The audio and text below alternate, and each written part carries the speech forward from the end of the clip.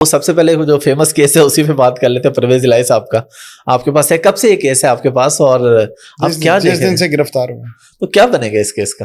کچھ نہیں بنے گا ان کا, جب تک کہ کوئی معاملات ان کے بہتر نہیں ہو جاتے.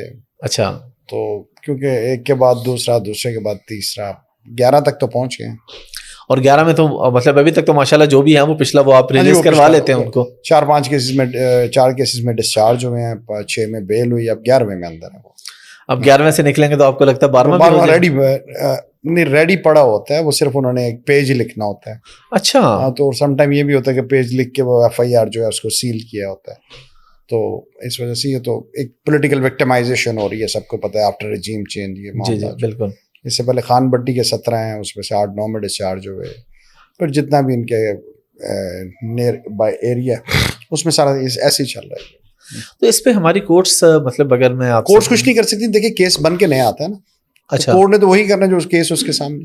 اور کوئی ایسا قانون ہے جس میں کورٹ ایسا کہہ سکے کہ پولیٹیکل وکٹمائزیشن نہیں ہو سکتی, یا آپ ہائی کوئی کورٹ نیا نے کیس کچھ نہیں آرڈرز بنا کیے ہیں, سکتے, مگر اس کے بعد بھی پھر وہ معاملات جو ہیں وہ چلتے رہے ہیں, چل رہے ہیں, اور اس کا کوئی سولوشن نہیں ہے. نہیں کوئی سولوشن. ایک ہی سولوشن ہے کہ وہ پریس کانفرنس کر دیں کوئی, شاید, یا مطلب معاملات سیٹل ہو جائیں. میں نے تو لیگل ایشوز پہ بات کرنی ہے تو جو ہمارے پاس تو جو معاملات جو, کیونکہ قانون میں جب ہم نے وکالت کرنی ہوتی ہے تو ہم پاسٹ کی بات کرتے ہیں, فیوچر کی بات تو ہم کر نہیں سکتے. بالکل پاسٹ ایونٹس جو ہوئے ہوتے ہیں ان کے اوپر, کیونکہ ہم نے انہیں اکارڈنگ ٹو لا لے کے چلنا ہوتا ہے. ٹھیک ہے. اچھا رام صاحب, ہم آپ سے باقی عام معاملات پہ بات کریں گے. وکیلوں پہ ہم بات کرتے ہیں. وکیلوں کے بنیادی مسائل کیا ہوتے ہیں؟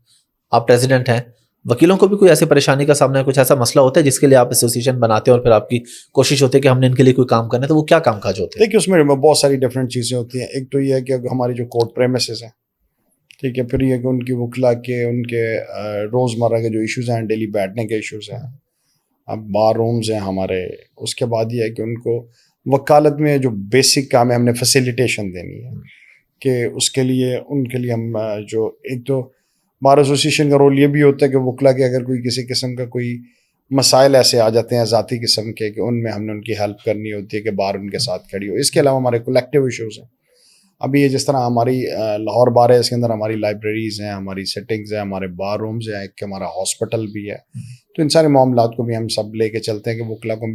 اس کے علاوہ یہ جو اس طرح پاسپورٹ کا ہمارا ہے, ID کارڈ ہے, وہ ساری فیسیلیٹیشن ہم نے گورنمنٹ سے وہیں پہ لی ہوئی ہیں, تاکہ ہمارے وکلا جس وقت وہ اپنی یہ سروسز جو ہیں پرووائڈ کریں, اس دوران ان کو جو پرابلم آئے ان چیزوں کو آگے لے کے چلیں.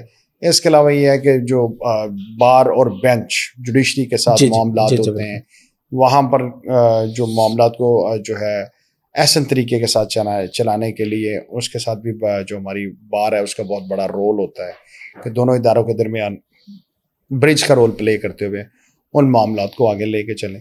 تو اس طرح کے معاملات جو ہیں اور ان چیزوں کو آگے لے کر. اس کے علاوہ یہ ہے کہ